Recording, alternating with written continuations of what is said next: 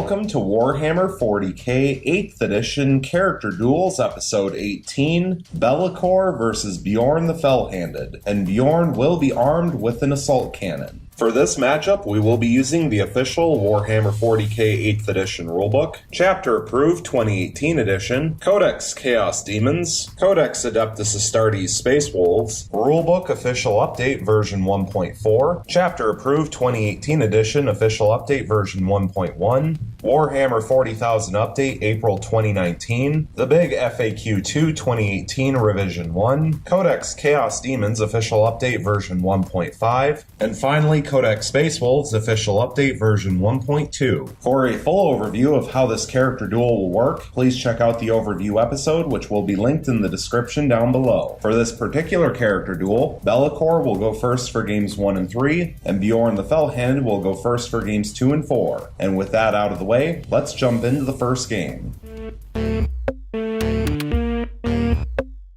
Going into the movement phase, Be'lakor will remain still. Going into the psychic phase, he will attempt to manifest both Smite and Infernal Gaze onto Bjorn the Fell-Handed. Beginning with Smite, which has a warp charge value of 5, and it will pass with an 8. Bjorn the Fell-Handed has no Deny the Witch tests, so it will inflict D3 mortal wounds, and it will inflict 3 mortal wounds. However, Bjorn the Fell-Handed will get to roll 3 5-up Legendary Tenacity rolls, and passing all 3. And now for Infernal Gaze, which has a warp charge value of 5, and that will pass with a 12, which will also perils. So first resolving the perils onto Be'lakor, and it will inflict D3 mortal wounds, and it will inflict 3 mortal wounds. So Be'lakor will fall from 8 starting wounds down to 5. But now resolving Infernal Gaze, if manifested, select an enemy unit that is within 18 inches of Be'lakor and is visible to him, and roll 3 dice. The target suffers 1 mortal wound for each roll of 4 up. So rolling 3 dice and looking for 4 ups, failing all 3. Going into the shooting phase, Be'lakor has no shooting attacks. So moving along into the assault phase, he will declare a charge against Bjorn the Fell-Handed.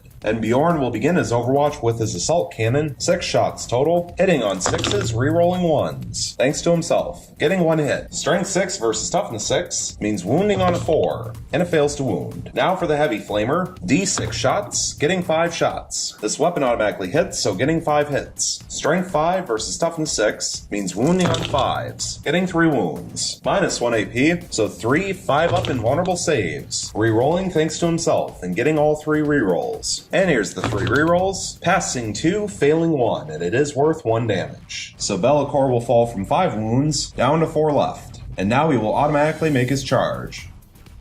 Going into the fight phase, he will place all of his attacks onto Bjorn the Fell-Handed. 6 attacks base with the Blade of Shadows, hitting on 2s, rerolling thanks to himself, getting 4 hits and 2 rerolls. And here's the rerolls, getting 2 additional hits for 6 hits total. Strength 7 versus Toughness 8 means wounding on 5s.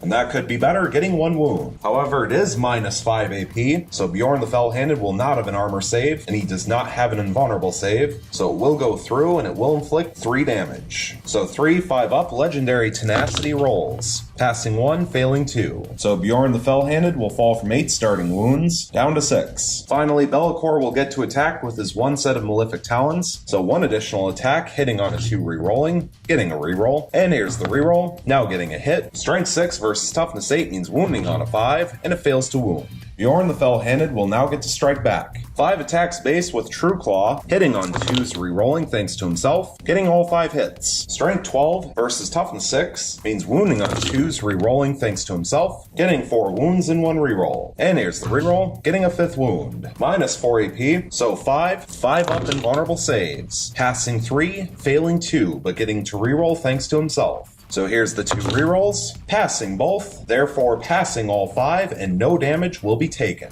Going into the morale phase, there are no morale checks to take. Going into the movement phase, Bjorn the Fell-Handed will remain locked in combat with Be'lakor. Going into the psychic phase, he is not a psyker. Going into the shooting phase, he is unable to fire. Going into the assault phase, he is already locked in combat, and so going into the fight phase, he will place all of his attacks onto Be'lakor. 5 attacks base with True Claw, hitting on 2s, rerolling thanks to himself, getting all 5 hits. Strength 12 versus Toughness 6 means wounding on 2s, rerolling thanks to himself, getting 3 wounds and 2 rerolls. And here's the rerolls, getting 2 additional additional wounds for 5 wounds total. Minus 4 AP, so 5 up invulnerable saves. Passing 3, failing 2, but getting to reroll thanks to himself. And here's the 2 rerolls. Passing 1 and failing 1, so failing 1 total, and it is D6 damage. And here's the D6 roll. Getting 2 damage. So Be'lakor will fall from 4 wounds down to 2 left, and now he will get to strike back. 6 attacks base with the Blade of Shadows, hitting on 2s rerolling thanks to himself, getting 4 hits and 2 rerolls. And here's the rerolls, getting 2 additional hits for 6 hits total. Strength 7 versus Toughness 8 means wounding on 5s, getting 2 wounds. They are minus 5 AP, so no armor save on Bjorn the Fell-Handed. They are worth 3 damage apiece for 6 damage total. So Bjorn will roll 6 5-up legendary tenacity rolls, passing 3 and failing 3. So Bjorn the Fell-Handed will fall from 6 wounds down to 3 left. Finally, Be'lakor will get to attack with his 1 set of Malefic Talons, 1 additional attack hitting on a 2 rerolling, getting a hit. Strength 6 versus Toughness 8 means wounding on a 5 and failing to wound. Going into the morale phase, there are no morale checks to take. Going into the movement phase, Be'lakor will remain locked in combat with Bjorn the Fell-Handed. Going into the psychic phase, he will attempt to manifest both Smite and Infernal Gaze onto Bjorn the Fell-Handed. Beginning with Smite, which has Warp Charge value of 5, and it will pass with the 10. Bjorn the Fell-Handed has no Deny the Witch test, so it will inflict D3 mortal wounds, and it will inflict 2 mortal wounds. 2 5-up legendary tenacity rolls, failing both. So Bjorn the Fell-Handed will fall from 3 wounds down to 1 left. And now for Infernal Gaze, which has Warp Charge value of 5, and it will pass with a 7. So rolling 3 dice and looking for 4 ups, getting all 3. So Bjorn will get to roll 3 5-up legendary tenacity rolls, passing 1 but failing 2. And so Bjorn the Fell-Handed will lose his last wound and be killed off, which means that Be'lakor will win game 1. So we will now reset and go into game 2.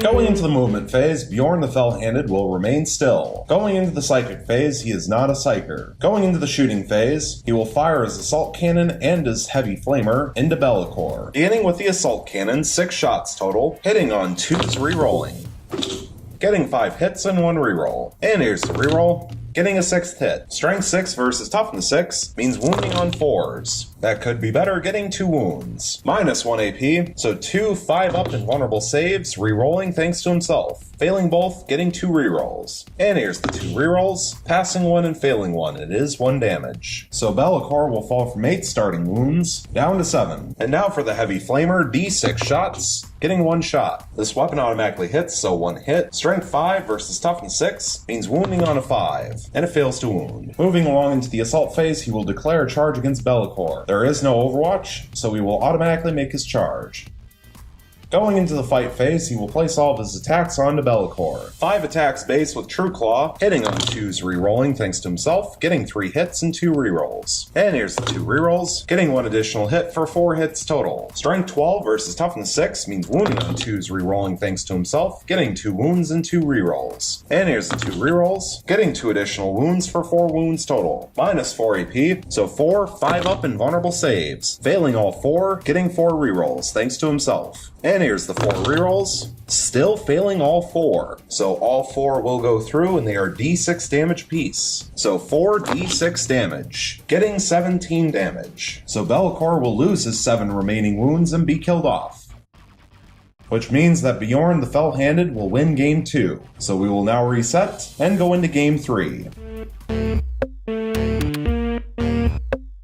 Going into the movement phase, Be'lakor will remain still. Going into the psychic phase, he will attempt to manifest both Smite and Infernal Gaze onto Bjorn the Fell-Handed. Beginning with Smite, which has Warp Charge value of 5, and it will pass with an 8. Bjorn the Fell-Handed has no Deny the Witch test, so it will inflict D3 mortal wounds, and will inflict 2 mortal wounds. So Bjorn will roll 2 5-up legendary tenacity rolls, failing both, and Bjorn the Fell-Handed will fall from 8 starting wounds down to 6. Now for Infernal Gaze, which also has a Warp Charge value of 5, and it will pass with a 9. So rolling 3 dice looking for 4 ups, passing 2 of them. So now Bjorn will roll 2 5-up legendary tenacity rolls, passing 1 and failing 1. So Bjorn the Fell-Handed will fall from 6 wounds down to 5 left. Going into the shooting phase, phase, he has no shooting attacks. Moving along into the assault phase, he will declare a charge against Bjorn the Fell-Handed. And Bjorn will begin his Overwatch with his assault cannon, 6 shots total, hitting on 6s, rerolling 1s, getting 2 hits. Strength 6 versus Toughness 6 means wounding on 4s,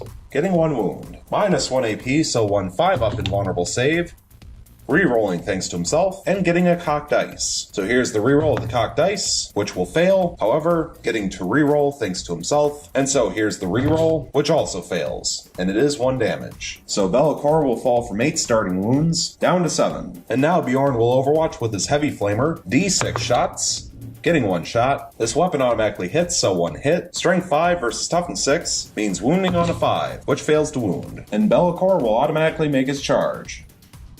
Moving into the fight phase, he will place all of his attacks onto Bjorn the Fell-Handed. 6 attacks base with the Blade of Shadows, hitting on 2s, rerolling thanks to himself, getting all 6 hits. Strength 7 versus Toughness 8 means wounding on 5s, getting 2 wounds. It is minus 5 AP, so Bjorn the Fell-Handed will not have an armor save, and they are worth 3 damage apiece for 6 damage total. So Bjorn will roll 6 5-up legendary tenacity rolls, passing 3 and failing 3. So Bjorn the Fell-Handed will fall from 5 wounds, down to 2 left. Finally, Bellicor will get to strike with his 1 set of Malefic Talons, 1 additional attack, hitting on a 2 rerolling, getting a hit. Strength 6 versus Toughness 8 means wounding on a 5. And it wounds. Minus 2 AP, so 1 5-up armor save, which passes. And now Bjorn the Fell-Handed will get to strike back. 5 attacks base with True Claw, hitting on 2s rerolling thanks to himself, getting 4 hits and 1 reroll. And here's the reroll, getting a 5th hit. Strength 12 versus Toughness 6 means wounding on 2s rerolling thanks to himself, getting 3 wounds and 2 rerolls. And here's the 2 rerolls, getting 2 additional wounds for 5 wounds total. Minus 4 AP, so 5 5-up invulnerable saves, rerolling thanks to himself, passing 2, getting 3 rerolls. And here's the 3 rerolls, passing 1 more, still failing 2, and they are D6 damage apiece. So 2 D6 damage, getting 7 damage. So Bellicor will lose his final 7 wounds and be killed off, which means that Bjorn the Fell-Handed will win Game 3. So we will now reset and go into Game 4. Going into the movement phase, Bjorn the Fell-Handed will remain still. Going into the psychic phase, he is not a psyker. Going into the shooting phase, he will fire his assault cannon and his heavy flamer into Bellicor. Beginning with the assault cannon, 6 shots total, hitting on 2s rerolling thanks to himself, getting 4 hits and 2 rerolls. And here's the 2 rerolls, getting 2 additional hits for 6 hits total. Strength 6 versus Toughness 6 means wounding on 4s, and that was really good, getting all 6 wounds. Minus 1 AP, so 6 5-up invulnerable saves, rerolling thanks to himself, passing 2, failing 4. So here's the 4 rerolls, passing 1 more but still failing 3, and they are 1 damage piece. So Bellicor will fall from 8 starting wounds, down to 5. And now for the heavy flamer, D6 shots, getting 2 shots. This weapon automatically hits, so 2 hits. Strength 5 versus Toughness 6 means wounding on 5s, failing to wound. Moving along into the assault phase, Bjorn the Fell-Handed will declare a charge against Bellicor. There is no Overwatch, so he will automatically make his charge.